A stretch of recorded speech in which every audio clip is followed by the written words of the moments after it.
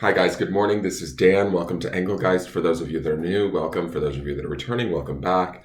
For those of you that support me over on Patreon, thank you so very much for your subscriptions. This is the All Signs daily forecast for everyone who sees it when they see it, more so than when it was originally created for. But it is originally created for Wednesday, the 14th of July. So for those of you that tune in regularly, you'll understand sort of where I'm going with this as far as the other readings that I'm talking about. When I discuss the underpinning energy or the weekly reading, that's the reading that I always put out on Sunday, which you can find in the lower left-hand corner at the end of this reading. You tap on that link and you can see that reading also that better helps to describe sort of the layers of what's going on this week. Let's get into this. Please check the drop-down menu and read the things that are written in there underneath the video on YouTube. It's ways to support the channel, the different decks that I use, things that I want you to think about when utilizing my readings or watching my readings. Just stuff that needs to be said, general housekeeping stuff. If you enjoy my readings, please hit the thumbs up button. It greatly helps the channel. Also, subscribe to the channel if you're interested in, tuning in regularly. Hit the notification bell when you subscribe, and that way you get notified when I go live or whenever a new video comes out. I do put out daily content. And feel free to leave questions or comments, anything that, you might want to say. Feel free to leave it in the comments section. I do read them, and I appreciate those also. So let's get into this and see what we've got going on.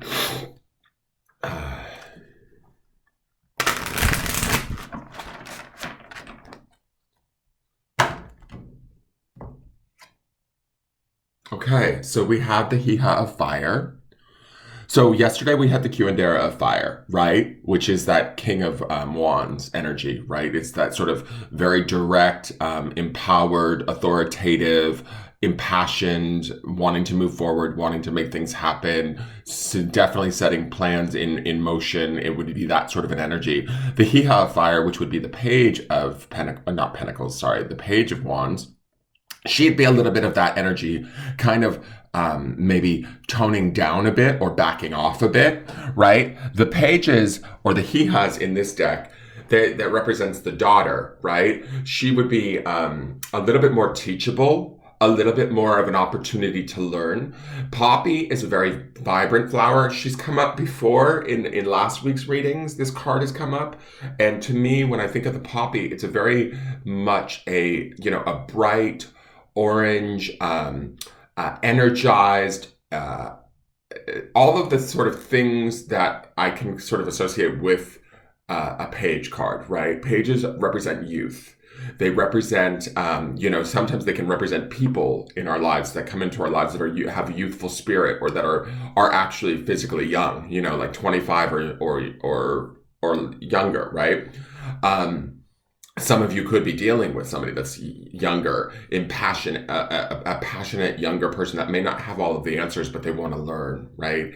That card can represent this for us as an outside influence. But I also think of this as sort of where we need to be to best make use of the opportunities that are around us or the energies that are around us. Now, when I look at this card, I always get sort of drawn to her crystal ball there in the center, right?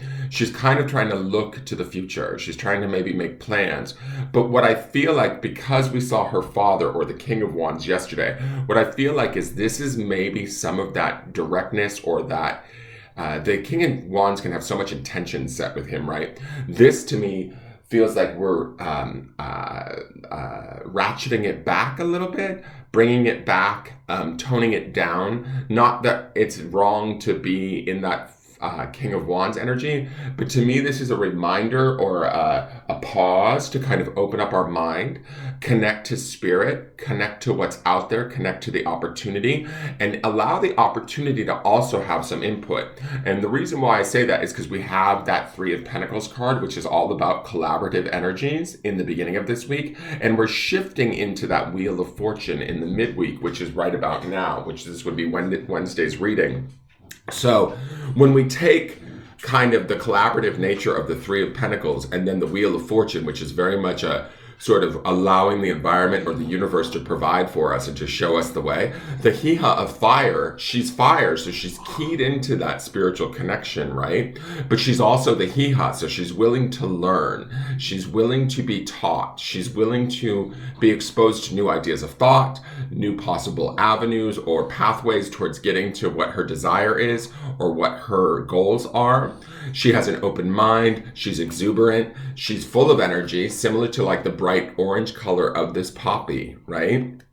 Where, and I guess, I'm not sure if Damiana and poppies are in the same floral family, but they kind of look similar now that I look at the poppies in this picture and that Damiana that was in that picture frame, right?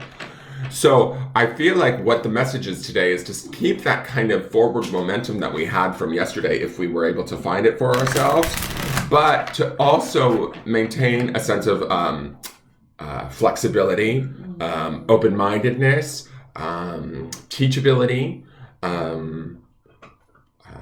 optimism, excitement for the things that might be out there and available to us, right? Because they might just now be being shown to us through that Wheel of Fortune card that underpins this. Pay very close attention to the signs that are going on around us. If we are not jiving with our environment, with the people in our environment, if we're in discord with the things, if things make us uncomfortable or resentful or anxious, something's off, guys. Because I feel like the Hiha of fire should be able to tap into the not only the optimism but the excitement of what's going on around her, and then begin to learn how to, and I use the word manipulate, but I mean it in a positive way, to manipulate the energies to her favor, right? She might be learning in real time. That's something that I feel like is always with the pages. They don't necessarily have the full map of where they're going to go or how they're going to get there, but they're open to doing what it takes in the present moment to make things happen as they go along. There's a certain amount of faith within them that the answers will come when they're ready, right? Page cards always represent that too at different times in our lives, where they bring messages with them, right? Because when you think about back in the times of, knights and kings and all of that, they would send a page with a forwarding message. They didn't have cell phones back then. There wasn't even pagers, girl. So I'm just saying that there could be this message, we're waiting on the messages as they come in the moment, but we're not letting that fear pervade us of not knowing. We're almost excited by it rather than fearful of it or anxious because of it, right? We're shifting into this summer fire, Leo, excitement of July, productive energy of possibility rather than being weighed down by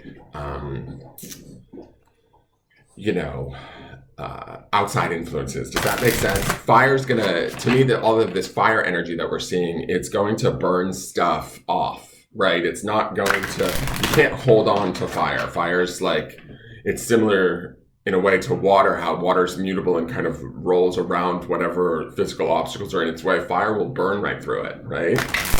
So, there is I don't know if ephemeral is the right word, but there is an ephemeral nature to fire that allows for the twisting and turning, the ebbing and flowing that needs to take place right now in this midweek, so that Wheel of Fortune can do its job and shift trajectories, pathways, open doors and windows in our life so that we can see the possibilities.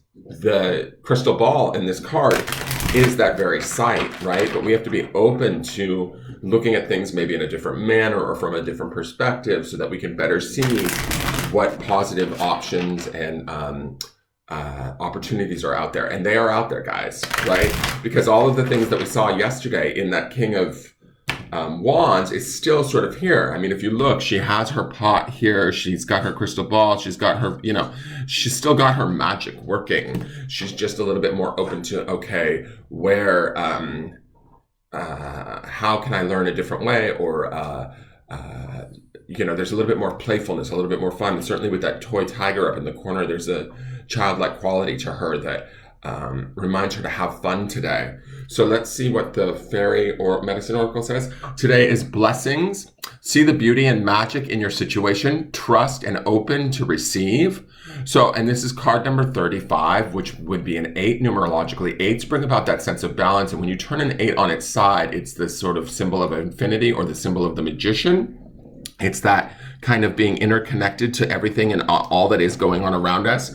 When we understand that or we settle into that, we can be more exuberant like the page. We can be more teachable. We can see the blessings more readily, more easily. I like that this is also in a rainstorm, because even though things may not be going on around us that are, like, say, perfect or exactly in alignment to how we want them, we don't have to allow that disalignment to be our focus, right? We still have that opportunity to look through the optimism of the page of wands and still have that kind of creative desire within us, that spirit pushing us forward, yet being open-minded and not so set in our ways that we can't see the opportunities even within the adversity. Does that make sense? And it doesn't necessarily mean that everybody's going to be facing a rainstorm or adversity.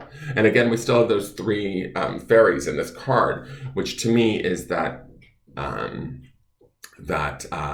3 of Pentacles energy, that I kind of feel like we're really seeing the shift here. To allow the shift to happen between the 3 of Pentacles to that Wheel of Fortune, we need to open our minds, our spirits, our hearts, and maybe the way that we go about things, the way that we process things, the way that we receive things, and open up ourselves to the possibility that things are maybe just exactly the way that they need to be, right? That's the blessings in all of this. When we begin to acknowledge those blessings, we sort of shift our relationship to everything that's going on around us, and then possibility begins to open up for us.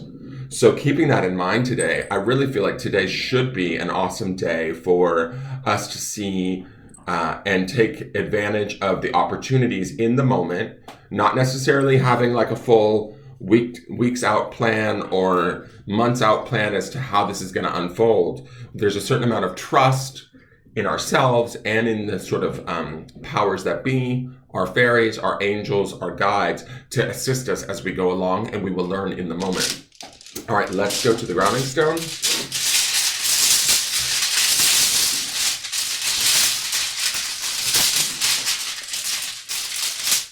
And the grounding stone this morning is on learn, which, what did I just say about learning in the moment? And it's on rose quartz, which is associated with the 4th chakra, or the heart.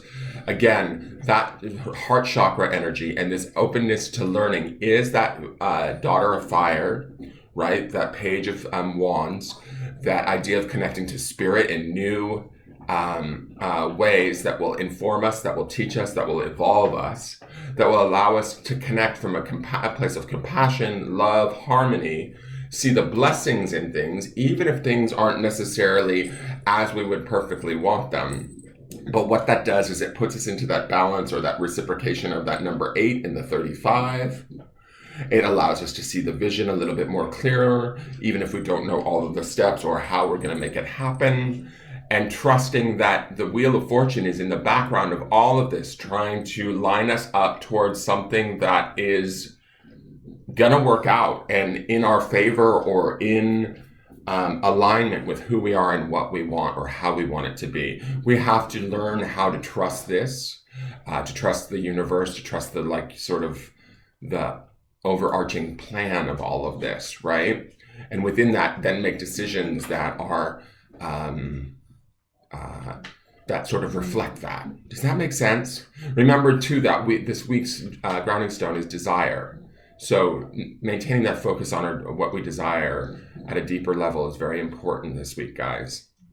That is your forecast for the day. Please hit the thumbs up button. I hope you have a wonderful day. Subscribe to the channel if you feel so inclined, and I will see you soon. Take care. Bye-bye.